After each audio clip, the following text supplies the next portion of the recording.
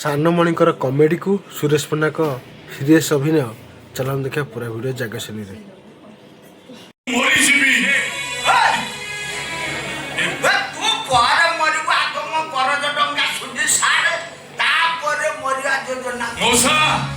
ନମସ୍କାର। ଆଉ ଶୁଖିଲା ଭକ୍ତି ଦେଖେଇବା ଦରକାର ନାହିଁ ରେ। ଦେଖନ୍ତୁ ମଉସା, ଆଉ କୋଉଟା ବାକି ରଖିଛୁ ଦେଖେଇବୁ ରେ? 4 ବର୍ଷ ହେଲାଣି ଢେର ଢେର ଦେଖେଇ ଦେଖେଇ ଆସୁଛୁ। ଟଙ୍କା ନେଲାରୁ କଣ କହିଥିଲୁ? ମୁହଁ ଶୁଖେଇ କହିଲୁ ମଉସା ମୋ ଭଉଣୀ ଡାକ୍ତରାଣୀ ପାଠରେ ପଢିବ, ଘରଟିଏ ବନ୍ଧା ରହିଲା 15 ଲକ୍ଷ ଦିଅ, ପାଠ ପଢିକି ଡାକ୍ତରାଣୀ ହେଇଗଲେ କରଜ ଟଙ୍କା ସୁଧ ମୂଳ ଛୁଟି ଦେବି କହିଥିଲୁ ନା ନାଇଁ? କହିଥିଲି ଆଜ୍ଞା, କହିଥିଲି। ମଉସା ପୁତୁରା କଥା, ବନ୍ଧୁ ବାନ୍ଧବ ଲାଗିଛି, ମୁହଁ ମହବତକୁ ଚାହିଁ ତୋତେ ଟଙ୍କା ଦେଇଥିଲେ ନା ନାଇଁ? ଆପଣ ଟଙ୍କା ଦବାର ତ ମୁଁ ମେଡିକାଲ ପଢେଇ ପାରିଲି ନା। କାଇଁ ସୁଧ ତ ଦେଖା ନାହିଁ, ମୂଳ ବି ଖାଇଗଲୁ। ଆଉ କିଛି ଦିନ ଧପା ପାଟି ଟାଉଟ ଭଉଣୀ ତୋର କଲେଜରୁ ତଳା ଖାଇଛି ବୋଲି ଚାରିଆଡେ ହୁରି ପଡିଛି। ଆଉ ଡାକ୍ତରାଣୀ ହବ ନା ଚୋପା ହବ ବେ? ମୋ କରଜ ଟଙ୍କା ସୁଧ ମୂଳ ମିଶିକି 30,30,30,330 ଟଙ୍କା 30 ପଇସା ଏବେ ଏଠି ପକା। ହଠାତ୍ ମୋ ଝିଅ ଭାଗଟା ଠିକ ହେଇଗଲା, ସେଇଥିପାଇଁ ମୋ ବାପ ପୁଅଙ୍କ ମୁଣ୍ଡ କାମ କରୁନି। ଆମକୁ କିଛି ଦିନ ସମୟ ଦିଅନ୍ତୁ, ମୋ ଝିଅ ଭାଗଟା ସରିଯାଉ।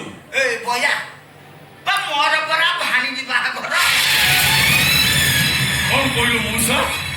ଭୂମିର ବାହାଘର? ବାହାଘର ପରେ ଏକ ପ୍ରକାର ସରିଗଲା ବୋଲି ଜାଣ। ରାତି ପାଇଲେ ମୋ ବଡ ଭାଣିଜି ଭୂମିକାର ବାହାଘର। ସେ କଥା ଛାଡ, ଟଙ୍କା ପଇସା କତିକି ଆସ। ଦେଖନ୍ତୁ ଆଜ୍ଞା, ଆମେ ଫାଙ୍କି ଦେବୁନି, ଧାରିଛୁ ମାନେ ନିଶ୍ଚୟ ସୁଝି ଦେବୁ। କଣ ଦୟାରେ ନା ଦାନରେ ବହି? ଆସିଛି ମାନେ ଟଙ୍କା ନେବି, ଯିବି, କିଛି ଶୁଣିବି ନାହିଁ। ମଉସା 2 ମାସ ସମୟ ଦିଅ, ତାହେଲେ ମୋ ଝିଅ ବାହାଘରଟା ଭାଙ୍ଗିଯିବ। ତୋ ଝିଅ ବାହା ନହେଲା ମତେ ନଗା ପଡିଯିବେ। ଝିଅ ଜନ୍ମ କଲାବେଳୁ ମତେ ପଚାରିକି ଜନ୍ମ କରୁଛୁ। ସେମିତି କଣ କଥାବାର୍ତ୍ତା କହୁଛ? ସେତେବେଳେ କୁତୁ କୁତୁ ଲାଗୁଥିଲା। ଟଙ୍କା ପକା, ନହେଲେ ଝିଅକୁ ବେଶା ପଡାରେ ଛାଡ। କଣ କହିଲ ମଉସା? ଟଙ୍କା ଦେ, ଭଉଣୀକି ବେଶା ପଡାରେ ନେଇକି ଛାଡିକି ଆସ। ମୋ ଭଉଣୀକି ବେଶା ପଡାକୁ ପଠେଇବୁ ଟଙ୍କା ପାଇଁ? ହାତ ଉଠେଇଲେ କଣ ହେଇଗଲା? ମୋ ପଚାରୁଛି ହାତ ଉଠେଇଲୁ କଣ? ହାତ ଉଠେଇଲେ କଣ ହେଇଗଲା? ମୋ ଭଉଣୀକି ବେଶା ପଡାକୁ ପଠେଇବୁ, ଶଳା ଟଙ୍କା ଦେଇଛୁ। ତୁ ପର ଦେଇଛୁ ବୋଲି ଆମ ମୁଣ୍ଡଟା କିଣି ନେଇଛୁ ନା?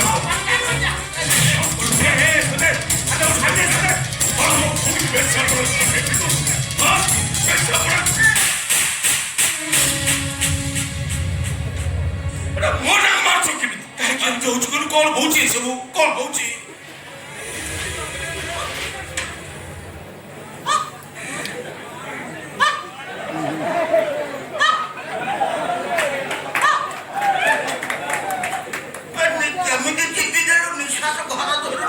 ତମେ ଇଏ ସାର୍ କଣ କଥାବାର୍ତ୍ତା କରୁଛ?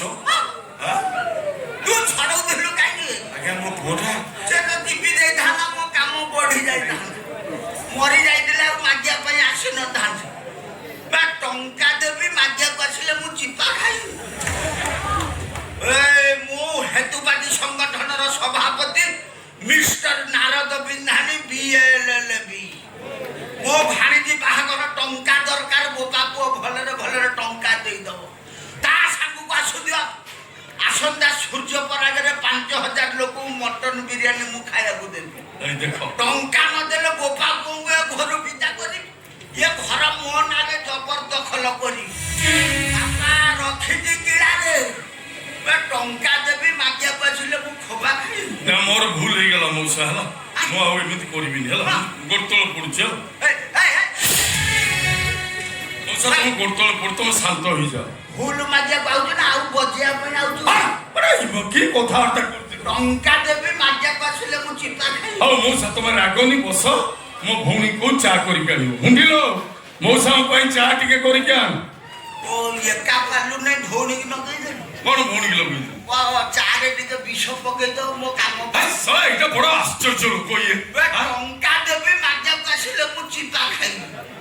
ମୁଁ କିଛି ଶୁଣିବି ନାହିଁ। ବୋପା ପୁଅକୁ ଘରୁ ବିଦା କରି ଘର ମୋ ନାଁରେ ଜବ। ତମେ ଯା ଯା ଯା। ମୁଁ ନାରଦ ବିନ୍ଧା ନାହିଁ, ଏମିତି ବିନ୍ଧିବି କେହି ପାରିବେ ନାହିଁ ଜାଣି। ମଉସା ଦେଖ ବୋପା ପୁଅକୁ ନାଲି କୋଠା ଆଉ ସେ ବାହାରେ ପାର୍ଟି କରନି ଯାଅ ସେ ଯା ଏ ଟଙ୍କା